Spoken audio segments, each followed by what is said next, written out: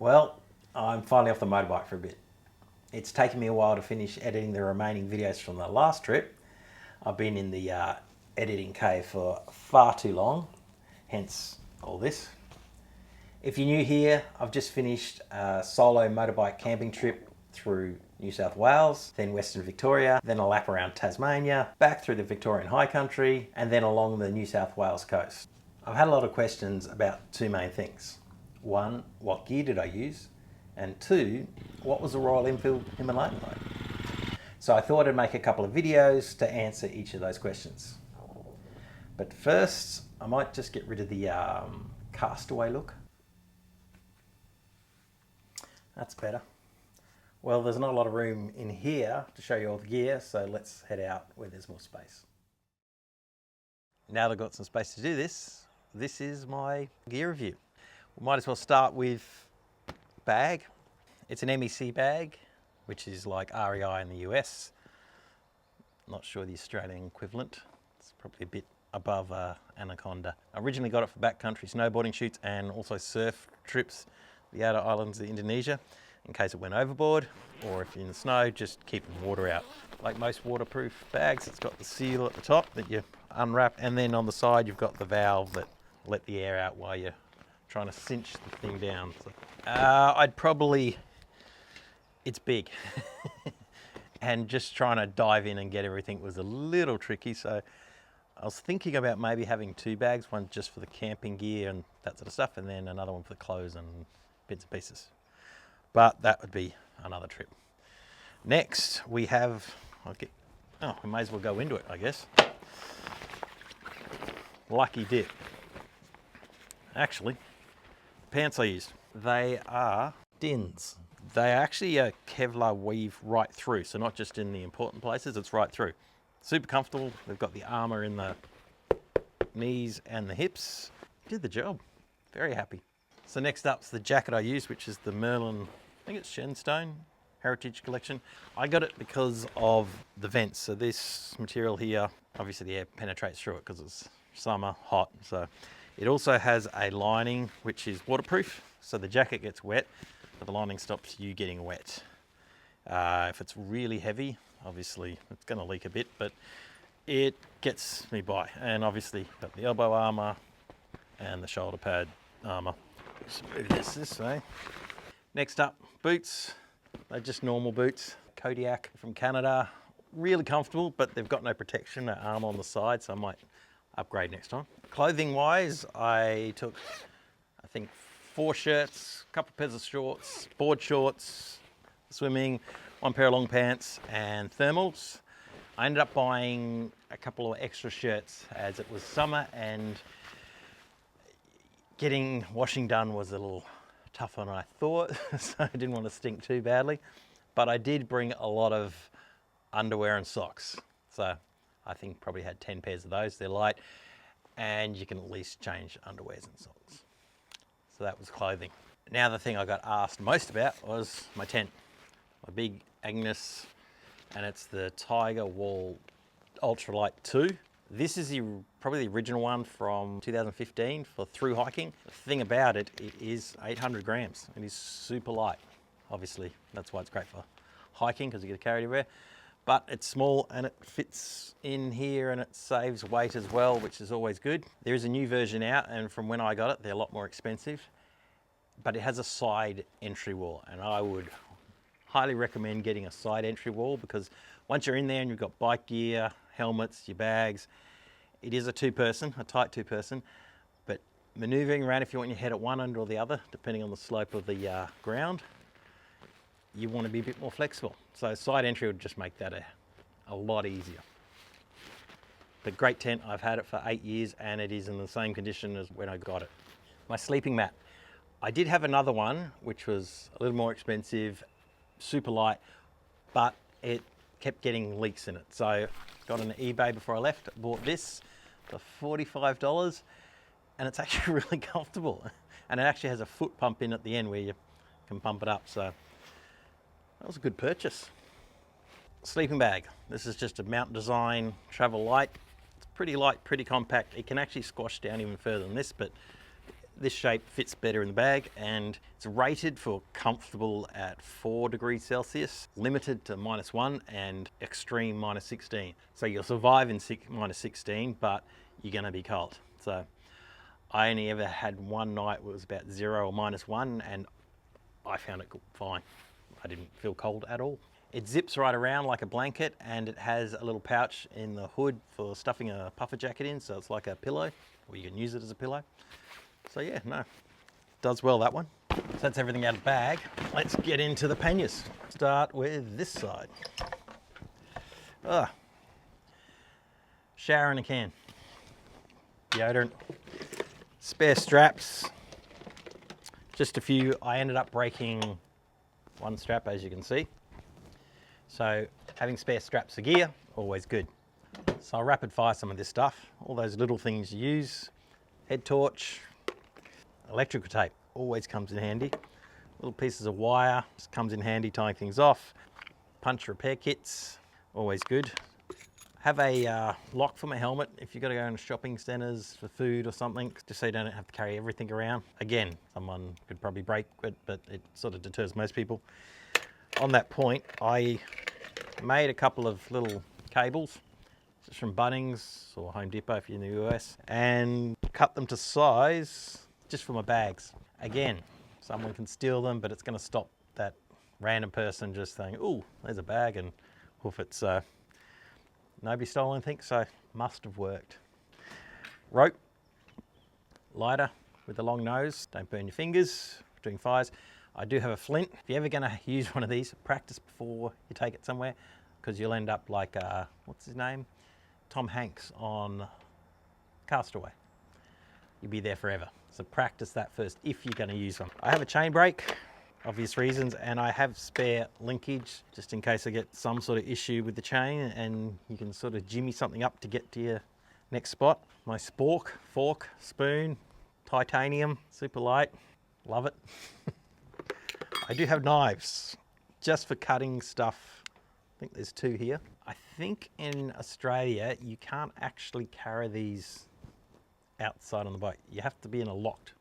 So in a car, it has to be locked in a glove box or something, which is weird. Other countries, I'm sure there's no issues at all. Life straw, get in real trouble, and I find some water that's dodgy, but it's water. So you just basically sip through one end, it's got a filter, brings to the other. Leatherman, so just like a Swiss Army knife tool thing. The pump for the, oh, it's flat. Oh no, there he goes. Pump for the air mattress. I think they're around 30 bucks. Saves you a lot of blowing. Got a little toolkit here, just little heads. Didn't need to use it, but again, when you do need it, you'll be very grateful. Did have a second pair of gloves, but didn't end up using them. I think when I was riding, the lowest got to about 4 degrees Celsius, but I had hand warmers and guards, hand guards on the bars, so it just never was cold enough to put them on. Next up, we have rain pants, and these are only like $20, $30. And I put a nice big hole through them. I was trying to get something small enough so I wouldn't flap around, but when you put rain pants on, it's normally in a rush, and you've got boots on, and so probably better to invest in some quality rain pants. Lesson learned. Extra strap that's not stretchy. Hand pump, I might work on upgrading this, it just takes a while. Spare tubes for back and front, in case you can't patch it, at least you've got some chance. Tie levers to repair them. I put them in an old rag just so they don't rattle around. So 3 of them, 1 large, 1 too small. The obvious stuff, toilet paper and something to dig a hole. Enough said. Small first aid kit. These things, although they only cost $1, they're fly nets over your head. In the northern part of Australia, if you took a bunch of these up, I reckon you could make $100 a pop. There are that many flies there, and if you don't know about it, just get a tourist and hang out and sell these, you would make a killing. Always take one of these no matter where you are. Mozzies as well, obviously, so gold that thing. I have a small rig. It's for filming, light, but it's great for a tent. It's got all these fancy little settings, so I can dim, want to freak out your mates, put that outside the tent. Again, for filming, but great in a tent. and the little cover here stops it from being bashed around. I have a jet boil, and on this trip I didn't use it. Just didn't get around to using it. Kept it simple. Even got backcountry food. Didn't use it. My go-to was cans of tuna. Just less effort, especially at the end of the day, you're tired from riding and all that. That just, yeah, it just became very easy and yummy. Oil filter for this bike. Should always have one. You probably should have more than one if you're going for a longer ride. I should probably have more than one. I'll work on that. I have a power bank, small one. Didn't use this one really. Although the light I have also can double as a power bank. You can draw power out of that. What I basically used was this high-tech one. Can take a normal plug because I've got a laptop with me and charging USB, USB-C, DC and AC. I probably didn't have enough power. I had to go search for power as well to charge this because I've got a laptop, I've got cameras, drones, and if I want to edit on the road, I need to find a next level solution, we'll say. I'm working on it. I think I have a solution. Stay tuned for that one. And in the bottom, last thing, towel. It's always handy and it helps cushion the battery. So, and I've had no issues with rattling and all that sort of stuff. So, or rattling things till they destroy them. Corrugated roads and that. And the last lot of gear I had with me was camera gear. Starting off with tripod, pretty light, normal size tripod, maybe a little small. Didn't use it as much as I thought I would. This one has a video head, so it's got a very smooth pan, but I probably don't need that because I'd only be shooting myself and I can't pan and film at the same time. So I could probably get away with a really light photography one where it just has a still head, less weight. The other little tripod I had was this thing. If I can pull it apart. Again, really simple, low down shots, quick and easy. So the next things are the cameras. Can't really show you in my hands because you're looking through them. First thing is the A7S3, that's what I'm filming on right now. That's a Sony. I have an A7R3, which is for the photography stuff. Again, a Sony. Didn't have a lot of space, so there's only two lenses I brought, which was a 70 to 200 2.8 G Master Sony lens, and then the 24mm 1.4 G Master Sony. The decision around the lenses was the 24 was wide enough to actually point it at me. Not a big fan, but you've got to do it. And if there's any further, I can walk, use my legs further and closer. And then from that, the 70 to 200 is anything wider. I couldn't get to something, there's a fence or whatever, or I wanted to see something further in the distance. I do have a 600 I would love to carry with me, but the box it comes in, or the bag it comes in, is that big, so can't really do that on a motorbike. Next up we have, what else do we have? The drone, an old DJI Mavic from 2016, I think it was. So still flies, surprisingly. It's come down a few times, hit things, but never damaged it. So I think I might have to upgrade because the crash avoidance sensors keeps coming up with warnings they don't work. So for audio on the mic, I have the Rode, I think it's called the Video Micro 2.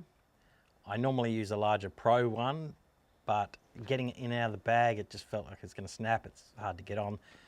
This thing had a bit of wind noise issue at one stage, but I hopefully solved that.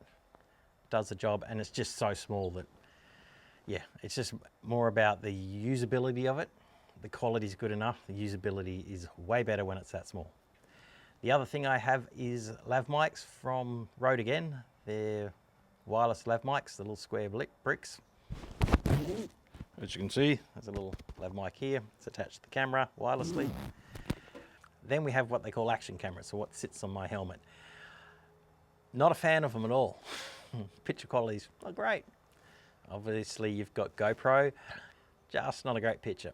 Started the trip with the DJI Osmo Action. I'd previously dropped that thing off a bike, and when I put it in the water for the first time, it filled with water. Obviously I cracked it, my fault. So I was in Tasmania very difficult to find an action camera. The only one I could find was a GoPro, I think it's called a Mini. Built-in battery, pictures, I just don't like the look of it. Again, don't like the look of all of them, but especially those. But it did the job, got the job done. I'll use it as a backup camera now. Then I ended up getting the Osmo Action 3. Again, does the job. I'd really like to work out how to mount a camera to the helmet, a real camera. But yeah, right now I'll just stick with the action cameras. Also with me, a laptop and external hard drive. So the last thing is the backpack that carries all the camera gear. It is a Shimoda Action X30, I think, if I can remember correctly. I've used it for filming in the snow, and it's a great backpack for camera gear because it's got cells that you can adjust, pull out. It opens up from inside, from the back where the straps are. So if you put it down onto the ground, you're not putting your straps into the dirt and then putting that back on you. So face down works really well. And yeah, I've had it for probably 5 years. Super tough, super light. Yeah, couldn't be happy with that. So that's basically everything I took. Probably missed one or two things, but basically everything. Would there be anything else I'd take next time? Probably sort out more power. Just editing on the road, it would be a big help. So that's the gear I took. Probably a little different than most people. Probably less cooking gear than most people take, and probably more camera gear than most people take. So hopefully there might be a thing or two that might help you out on your next road trip. The next video is about this thing, how I found it after 20,000 kilometers.